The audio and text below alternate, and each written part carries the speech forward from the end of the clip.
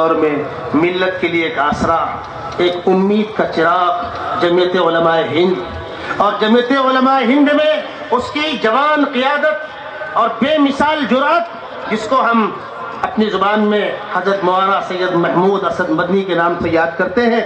اللہ ان کی عمر میں برکت عطا فرمائے اور جرأت اور حوصلہ۔ چھوڑو کہ ہمیں ملکوں ملنے کو نہیں، نایاب ہے ہم، اے اہل زمانہ قدر کرو کامیاب نہیں نایاب ہے۔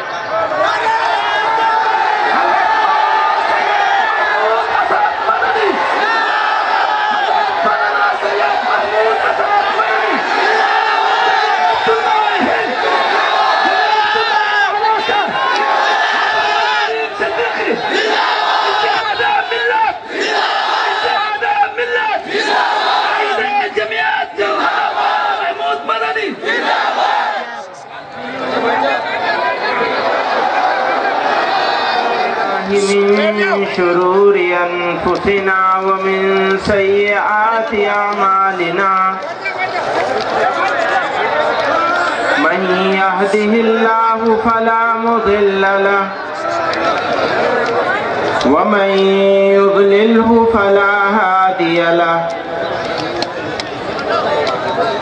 ونشهد أن لا إله إلا الله وحده لا شريك له ونشهد أن سيدنا ومولانا محمدا عبده ورسوله صلى الله تعالى عليه وعلى آله وصحبه وبارك وسلم۔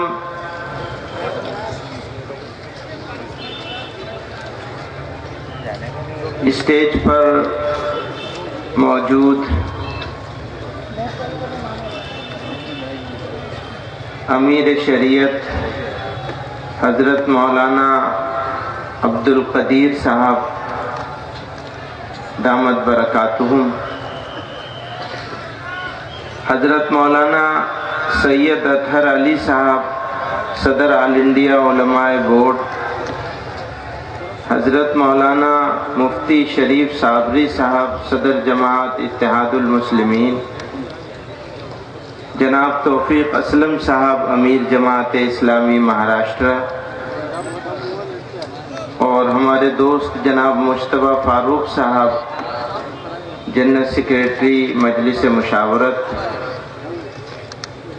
مولانا محمد یامین صاحب قاسمی مبلغ دارالعلوم دیوبند، اور اس عظیم الشان اجلاس کے صدر محترم جناب مولانا حافظ نتیم صدیقی صاحب صدر جمعیت علماء مہاراشٹرا، معزز علماء کرام اور حاضرین مجلس،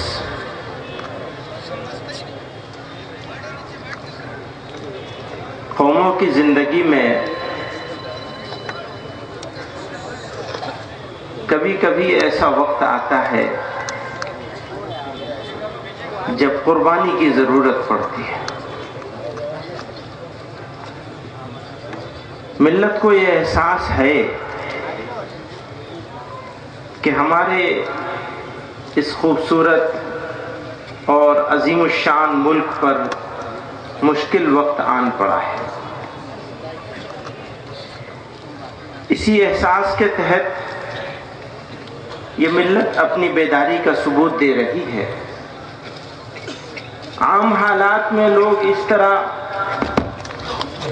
جوش میں، جذبے میں نظر نہیں آتے، اور ہمیشہ جوش اور جذبے میں رہنا بھی نہیں چاہیے۔ مولانا ندیم صاحب کی یہ بات بالکل صحیح ہے کہ جوش اگر ہوش کے بغیر ہوگا تو وہ نقصان دہ ہو جائے گا۔ تو جوش بہت اچھا ہے لیکن ہوش کے ساتھ ہونا چاہیے۔ میں وہاں پہ جاتا ہوں جہاں سے بات شروع کی تھی کہ میرے ملک پر، عظیم الشان ملک پر مشکل وقت آن پڑا ہے۔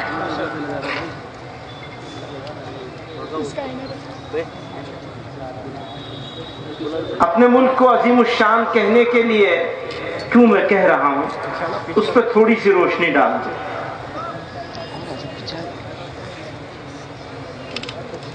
جب ملک آزاد ہوا، میں برادران وطن کو اور اپنے نوجوانوں کو سب کو وہ تاریخ بتانا چاہتا ہوں، پیچھے کی طرف لے جانا چاہتا ہوں۔ ملک کی آزادی میں مسلمانوں نے کیا قربانیاں دیں، اس کے بارے میں مجھ سے پہلے محترم علماء کرام نے روشنی کچھ ڈال دی ہے، اس لیے اس پر بہت کچھ بات کرنی ہے، لیکن یہ موقع نہیں۔ زندگی رہے گی تو پھر کریں گے، لیکن آزادی کے وقت کی تھوڑی سی ایک روشنی ڈالوں۔ تو جب ملک آزاد ہو رہا تھا تو ایک طبقہ کھڑا کیا گیا جس نے یہ کہا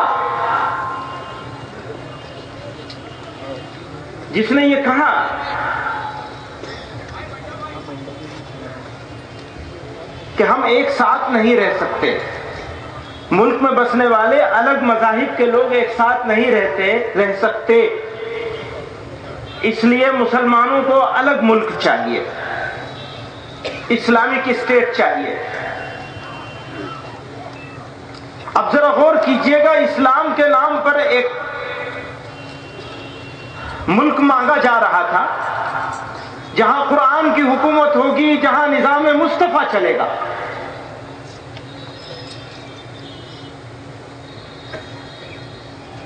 تو بڑی خوشنما ڈیمانڈ تھی اور بہت سنجیدہ بھی تھی۔ ہونا کیا چاہیے تھا؟ ہونا یہ چاہیے تھا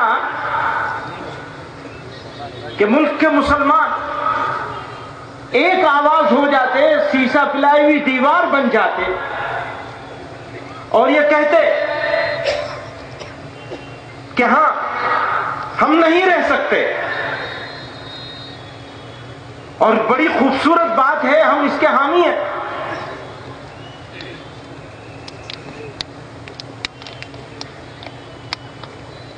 لیکن قربان جائیے جمعیت علماء اور ان اکابرین پر اور اس دیش کے مسلمانوں پر کہ اس خوبصورت نعرے کو مسترد کر دیا اور یہ کہا نہیں، یہیں رہیں گے۔ اسی لیے میں کہا کرتا ہوں کہ دوسرے لوگ بائی چانس انڈین ہیں اور بھارت کا مسلمان بائی چوائس انڈین ہے۔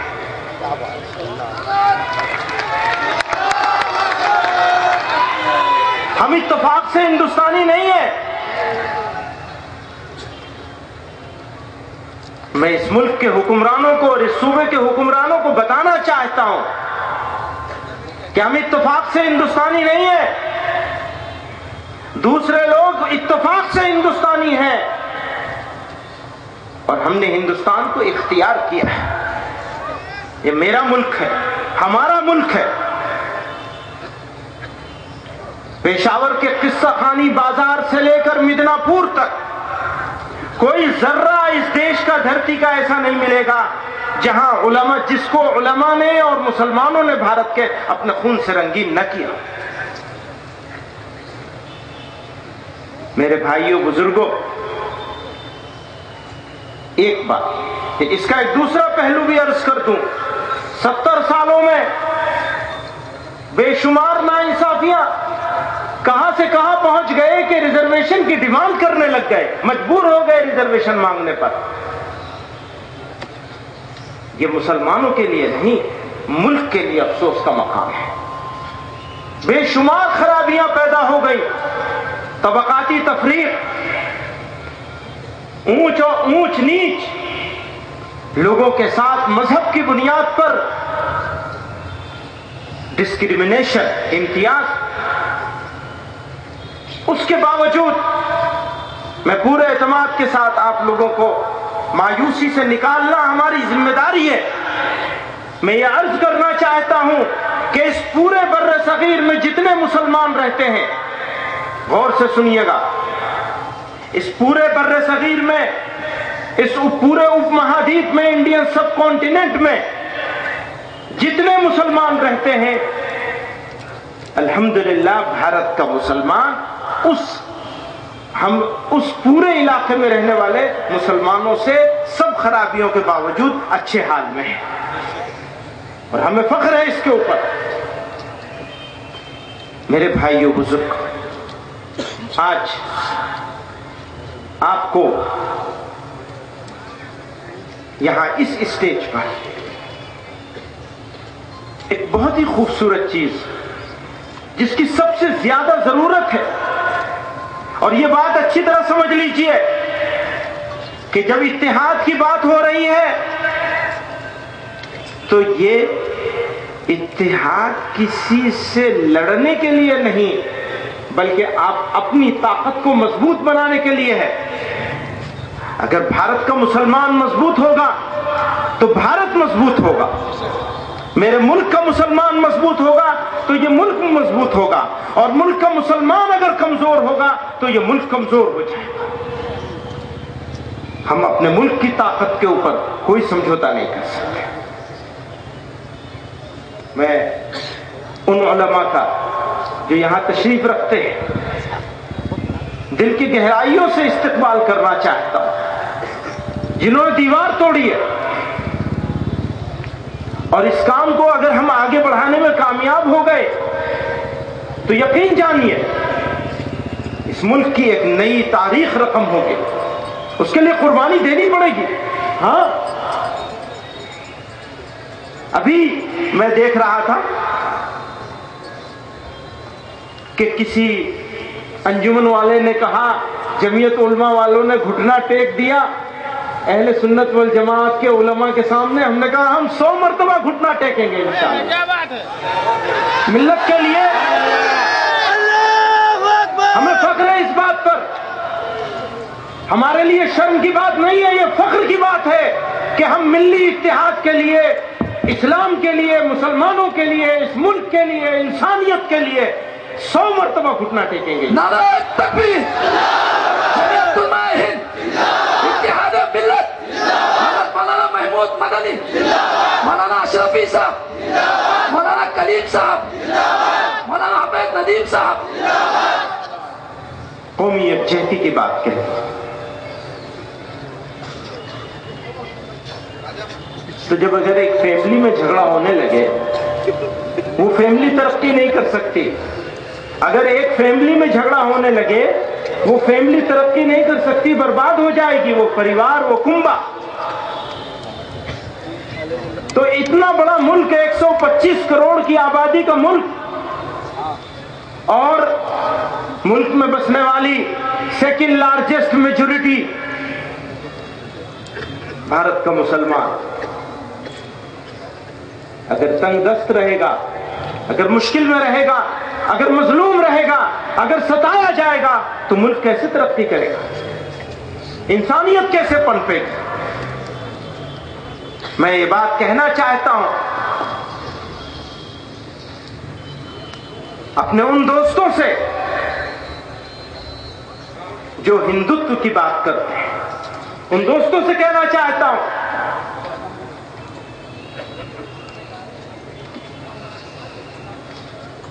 ہندوتو کو اسلام سے خطرہ نہیں ہے۔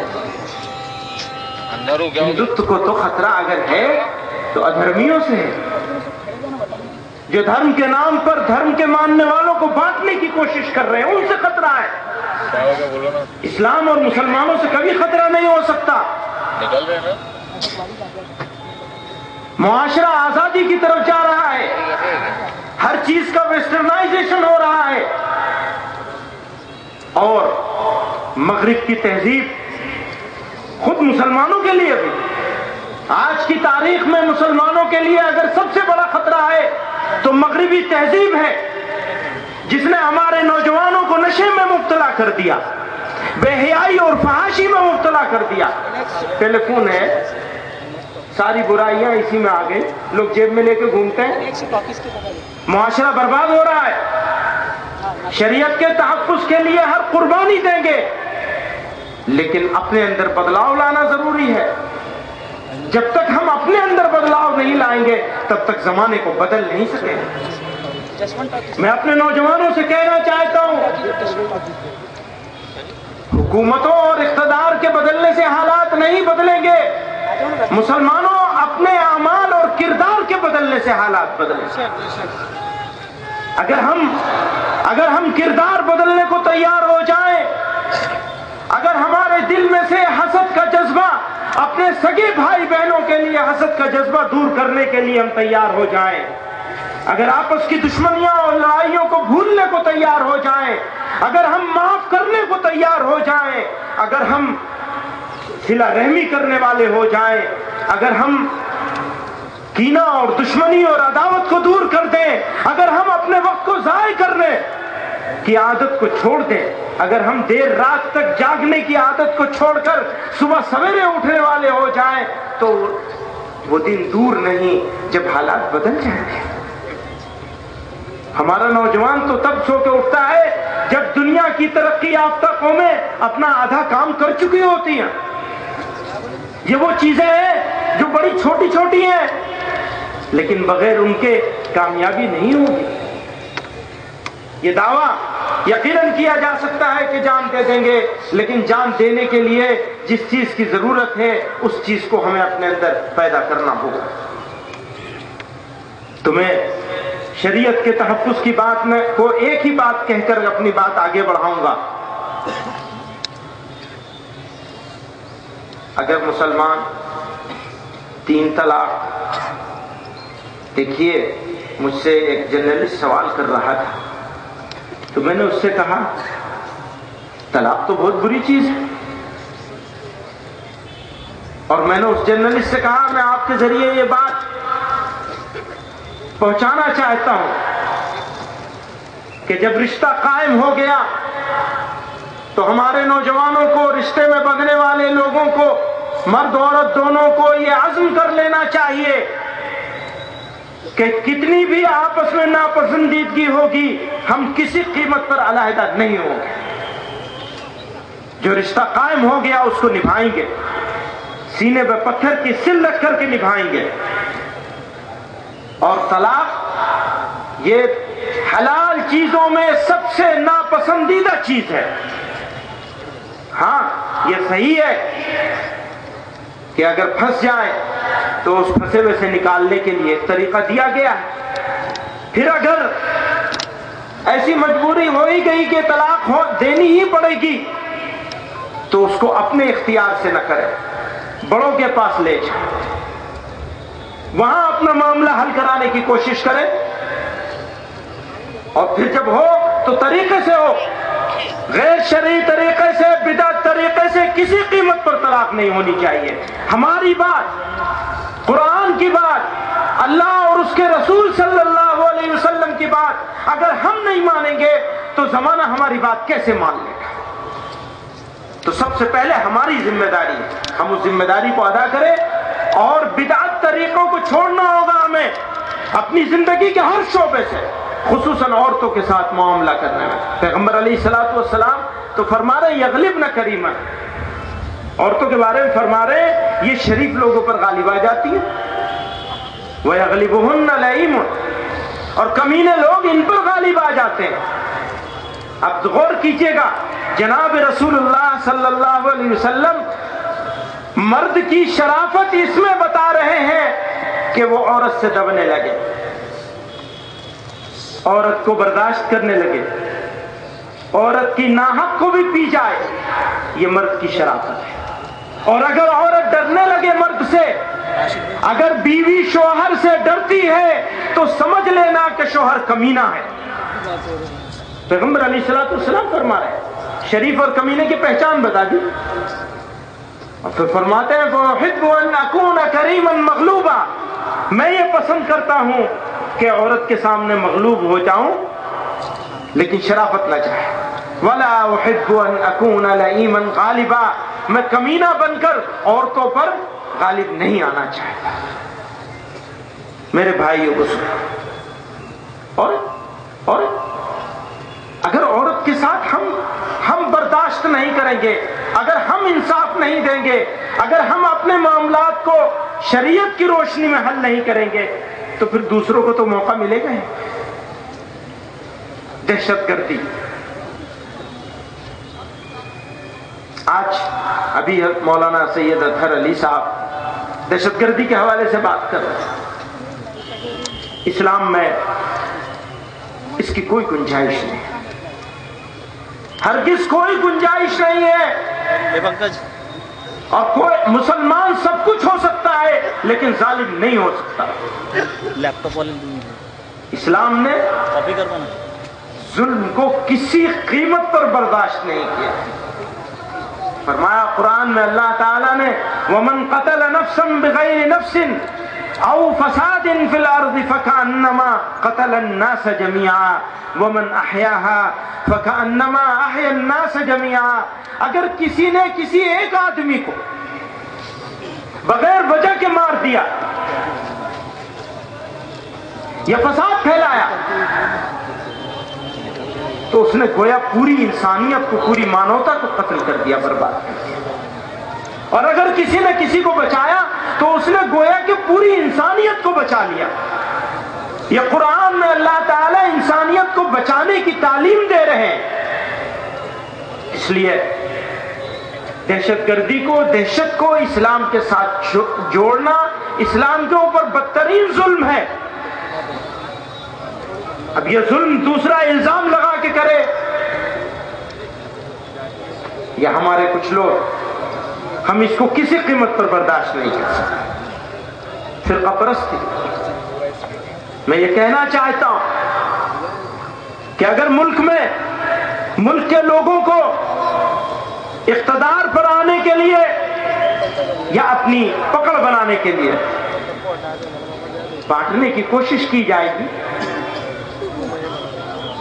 تو یہ ملک کے ساتھ دوستی نہیں بلکہ دشمنی اور غداری ہے۔ ہمیں اس کی کسی قیمت پر اجازت نہیں دینی چاہیے، اس کے خلاف ہر ممکن لڑائی لڑنی چاہیے، سمپردائکتا کے خلاف، کمیونلزم کے خلاف، فرقہ پرستی کے خلاف۔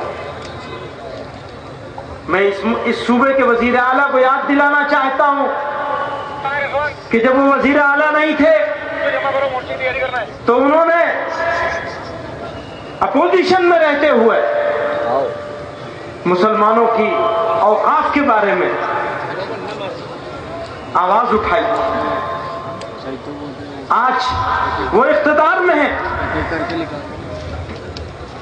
اور ان کا اختیار ہے، لاکھوں کروڑ کی مسلمانوں کے اوقاف کی جائیدادیں بڑے بڑے سیاسی لوگوں نے اور صنعتی گھرانوں نے ناجائز طریقے سے قبضہ کر رکھی ہیں۔ اگر وہ جائیدادیں ان سے واگزار کرا لی جائیں اور ایک کمپرہنسو، ایک متوازن منصوبے کے ساتھ ان جائیدادوں کا استعمال سلیقے سے کیا جائے اوقاف کی، تو مسلمانوں کو، میں پورے اعتماد کے ساتھ کہتا ہوں، مسلمانوں کو کسی سرکار کی رحم و کرم کی ضرورت نہیں رہے گی۔ مسلمانوں کے تعلیمی مسائل، معاشرتی مسائل، اقتصادی مسائل 90% سے زیادہ ان جائیدادوں کے ذریعے سے حل کیے جا سکتے ہیں۔ بھائی کیوں بھیڑ لگا رکھی ہے؟ ختم کر لیں، بہت دیر ہو گئی ہے ویسے بھی، تو پھر مجلسیاں کیوں جمع رکھی ہے؟ بھائی میں زیادہ وقت نہیں لوں گا، بس ختم کر رہا ہوں اپنی بات۔ میرے بھائیوں بزرگوں، میں آپ کو مبارکباد دیتا ہوں، جہاں سے میں نے شروع کیا تھا وہاں واپس جاتا ہوں۔ قوموں کی زندگی میں ایسے وقت کم آتے ہیں، لیکن آپ یہ سمجھ لیں گے کہ اس اجلاس میں آ گئے، جوش کا ثبوت دے دیا، زندگی کی علامت ظاہر کر دیا آپ نے اور بس کام ہو گیا، تو یہ بڑی غلط فہمی ہو گیا۔ آپ کا کام شروع ہوا ہے، آپ کو بدلاؤ لانا ہے، اور بدلاؤ لانے کے علمبردار بن کے جانا ہے. یہاں سے آپ صرف سننے والے نہیں ہیں. میرے ایک دوست ہیں, وہ کہا کرتے ہیں اللہ میاں نے معلوم ہے 2 کان کیوں دیے؟ کیوں دیے ہیں بھائی؟ 2 کان کیوں دیے اللہ میاں؟ تو کہتے ہیں ایک سننے کے لیے, ایک نکال دینے کے لیے. ادھر سے سنیں گے, ادھر سے نکال دیں گے. بات آئی گئی ہو گئی, اچھا جلسہ ہوا تھا, بہت بھیڑ اکٹھی ہوئی تھی, ساری سڑکیں جام ہو گئی تھی اور بات ختم ہو گئی. نہیں صاحب, بات ختم نہیں ہوئی ہے, بات شروع ہوئی ہے. اگر یہ ارادہ کر لیں گے, یہ عزم کر لیں گے کہ ہاں آج بات ختم نہیں ہوئی ہے, بات شروع ہوئی ہے, اور یہ پیغام کہ مسلمانوں کو حالات میں, اپنے روزمرہ کے حالات میں تبدیلی لانی ہے, یہ پیغام لے کر کے جائیں گے تو یقین جانیے یہ بڑا مبارک اور خوش آئند ہوگا. پھر ہم مبارکباد دیں گے ان لوگوں کو جنہوں نے شریعت اسلامیہ سے چھیڑ چھاڑ کا ارادہ کیا ہے. کوئی کامیاب نہیں ہوگا اس ارادے میں. سن لیں غور سے, اس ملک کے حکمراں بھی سن لیں.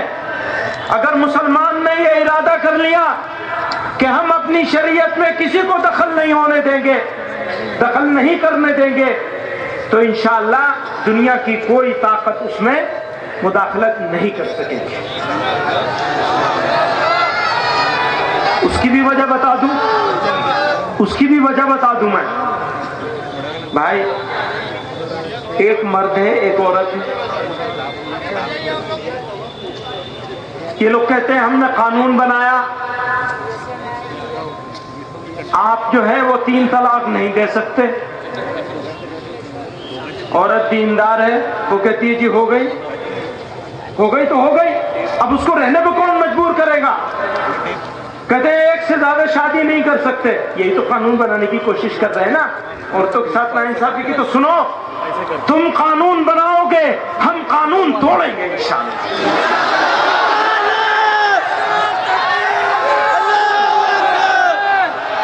شریعت کی حفاظت پر کوئی سمجھوتا نہیں ہو سکتا. ہم نے اس ملک کو اختیار کیا ہے اپنی مرضی سے. ہم بائی چوائس انڈین ہیں, اور انڈیا کی حفاظت کرنا بھی ہم جانتے ہیں انشاءاللہ. کسی کو اس ملک کی طرف ٹیڑھی آنکھ کر کے ہم دیکھنے نہیں دیں گے انشاءاللہ.